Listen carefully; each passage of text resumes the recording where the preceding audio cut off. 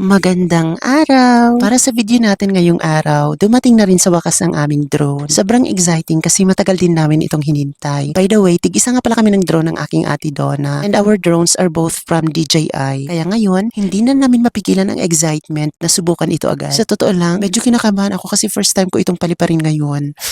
I don't have any experience po na magpalibad ng drone kaya medyo kabado ako. Ang mahal-mahal pa naman ng drone. Baka tangayin ng hangin. Charot.